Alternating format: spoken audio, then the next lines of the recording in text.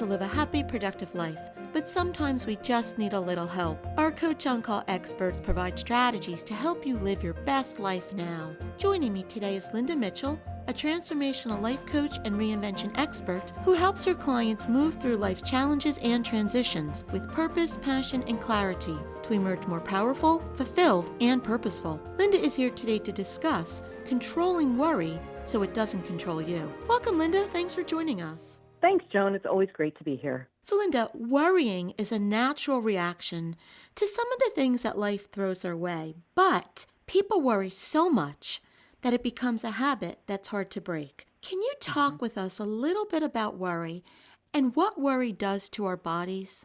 Yes. So anyone who's a chronic worrier knows how draining it is. Worry depletes your energy. It robs you of joy and playfulness. It keeps you from being spontaneous and squashes your creativity. Excessive worry can even disrupt our regular activities and daily commitments. Chronic worry and anxiety leads to emotional stress, which can trigger a whole host of health issues. The problem occurs when the fight or flight response is constantly triggered. This response causes the body's sympathetic nervous system to release stress hormones such as cortisol. And having cortisol pumping through our bodies on a regular basis is really detrimental to our health. Among other things, it increases our blood pressure, interferes with clear thinking and digestion, and can make our hearts race and beat irregularly, and even disrupts our sleep. Worry is a futile practice, and while intellectually we know this, we've all been sucked into the vortex from time to time. Haven't you wished you could hit the delete button to stop your overactive imagination when you catch yourself worrying? This awareness is the first step in controlling worry. My best friend used to say, worrying is like rocking in a rocking chair. It'll keep you busy, but it won't get you anywhere. And I know in my own life, I would say 99% of the things that I have worried about have never happened. They've never come true. So what do you believe is really behind the act of worrying? Well, you're right about that. Statistics show it's about 70% of what we worry about never even comes true. But I think the reason most people worry is because we feel out of control. We don't know what else to do in a situation that's concerning us. Our human desire to be in control leads us to feel anxious, and the anxiety makes us worry, and suddenly things are spinning out of control. Sometimes, in an attempt to find a solution, we suddenly begin to imagine all the bad things that can happen, and we start to worry about them because we feel out of control. There was a very difficult time in my own life when so many things were going wrong. I found myself steeped in worry, and that was just making things worse.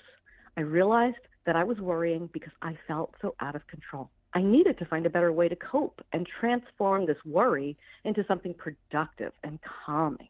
So then, what do you advise we do when we find ourselves, as you described, steeped in worry? Well, first, let's dissect the act of worrying just a bit. According to philosopher Lao Tzu, if you're depressed, you're living in the past. If you're anxious, you're living in the future.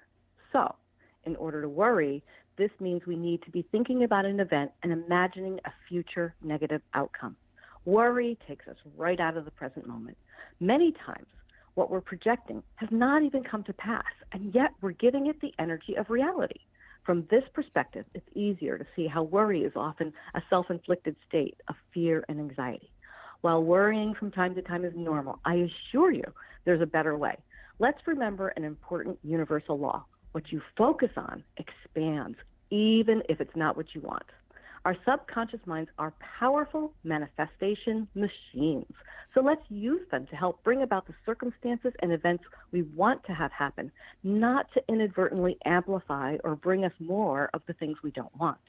So, for instance, if a loved one is in a dangerous situation, driving home in treacherous conditions maybe, or battling an illness, all the worry in the world cannot ensure a positive outcome for them, but it certainly has a negative effect on your physical, mental, and emotional health. What's the antidote? Well, again, I call attention to the creative power of the subconscious mind. Instead of worrying about a situation, which we've already established is predicting the worst, I invite you to refocus your attention in a positive, healing way. What would your experience be if you were to imagine the best outcome for the situation instead? Imagine or visualize the result you prefer and see it happening in your mind's eye. See your loved one arriving home safely and giving you a hug of relief, or your loved one feeling better and getting out of bed with a smile. Hold the intention with focus, love, and the expectation of this being your reality. This process is more powerful than you realize.